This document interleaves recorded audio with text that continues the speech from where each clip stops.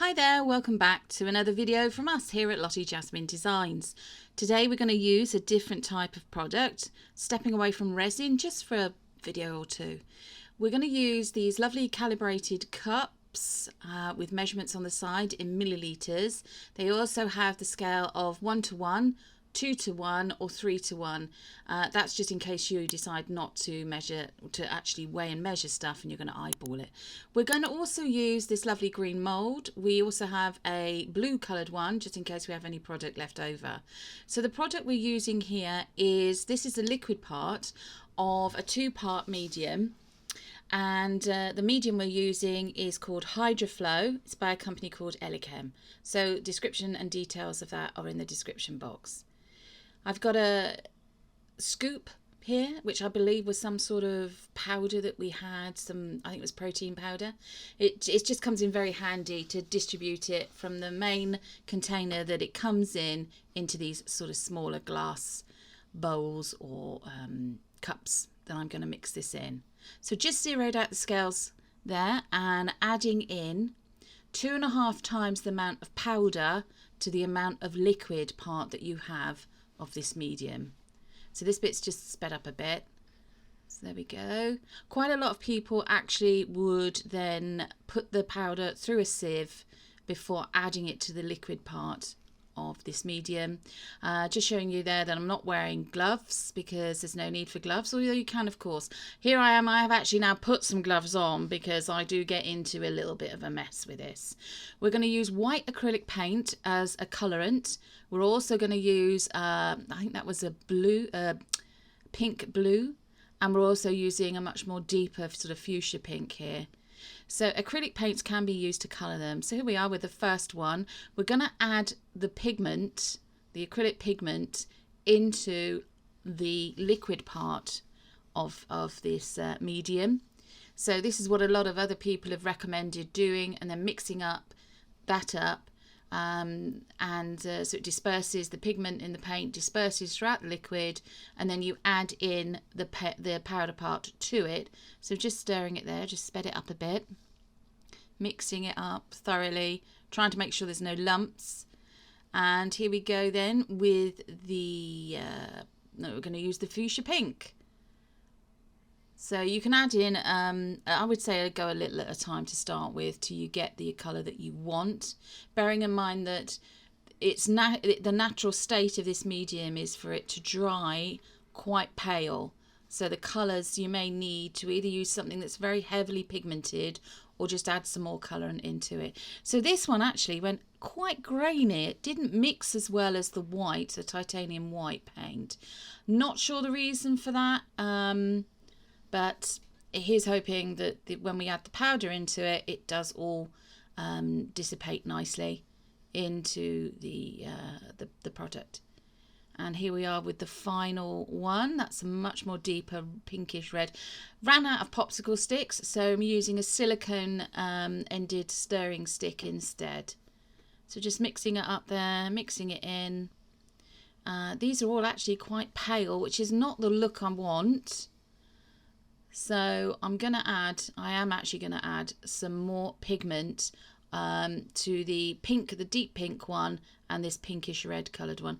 Again, that one's done the same thing. It's not completely mixed, which, yeah, as I say, I'm not sure quite why that is. I mean, you can get pigments from manufacturers that make this kind of product that you can add direct into this rather than using the acrylic paint, but I don't have any of those as yet, and I have a lot of acrylic paints from my paint pouring. So just gradually mixing in the powder, a little bit at a time, just making sure I get all of it. As I say, you can actually put it through a sieve first and then add it. You can also mix this in bowls if you prefer.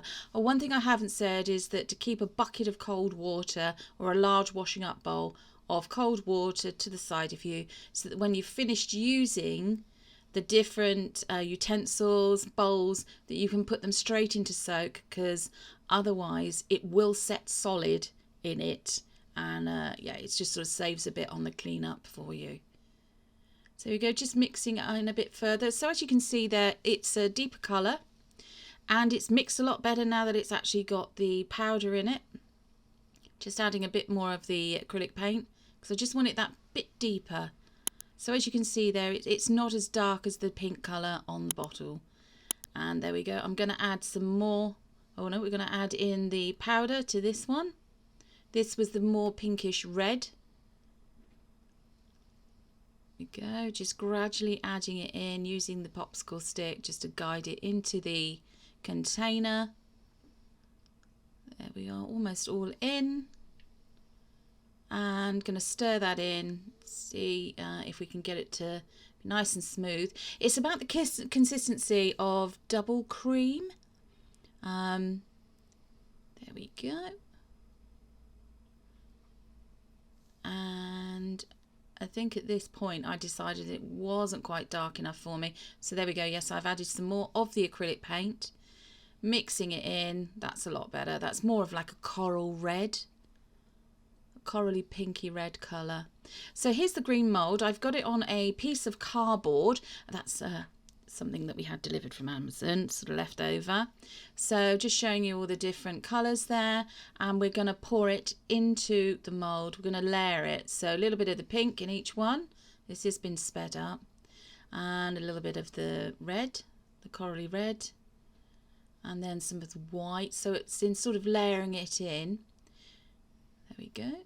If you've got a split cup, then you could always pour it into the different chambers and use that then to do a split cup pour of the product into it. But the other thing I want to say to you is that when you're using any of these kinds of brands of product, they don't have a very long work time. They do start to set, and because you can demold these within 40 minutes of actually pouring them. So here we are. I'm just tapping the outside of the mould, squidging and squidging and squidging. This is to get all the bubbles to come up to the surface. So to try and ensure that you don't have any air bubbles trapped anywhere at all. The reason for the cardboard is that off camera I also moved the mould. It's easier to move this mould because it's not very sturdy if you pick it up on a piece of cardboard rather than if you try and pick up the whole mould itself. So we had some product left over. So in the blue mould, we've just literally layered up like we've done with the green mould. And we'll also do the same procedure where we do the tap, tap, tap. And then off camera, I actually shook the mould from side to side by moving and agitating the piece of cardboard that it's resting on. So you go, just topping it up a bit with everything that I can from the white. There we go. Very last little bits. So to the right of me, you can see on screen, I had some leftover of the pink and the coral pinkish red. So I've just poured it out onto a silicone mat whilst I'm still tapping the other moulds. And what will happen is that will harden, that will cure, and I will then break that up and use that in terrazzo as terrazzo pieces in a further project. So just going around the edges of the mould here now with a microfiber brush and just swirling the top because I like swirls and I like swizzles. There we go. That was just to release any trapped air. So here we are 40 minutes later. So here we are, we're just going to demold the first one. That's coming out very gently. And then the second one as well. They come out of the moulds quite easily. Still quite warm to the touch, but not uncomfortable to hold. And there we go. So that's the three. The fourth one in the blue mould, I actually demolded off camera. And we're just checking around the edges here, and you can see that there's a few little air bubbles that got trapped, but we can fix that with a little bit of light sanding. So use wet and dry sandpaper on these, and we will also use that sandpaper on the bottoms of these pots. We will then, once they are completely cured, overnight on a cake cooling rack, believe it or not, that's what we use. We will then coat them in the waterproof protecting spray that we purchased from the manufacturer. There are lots available for you to buy, depending on what product you're using. But there we go. I'm really quite pleased with these. We hope to see you in watching future videos where we've used more of this product. Take care. Bye.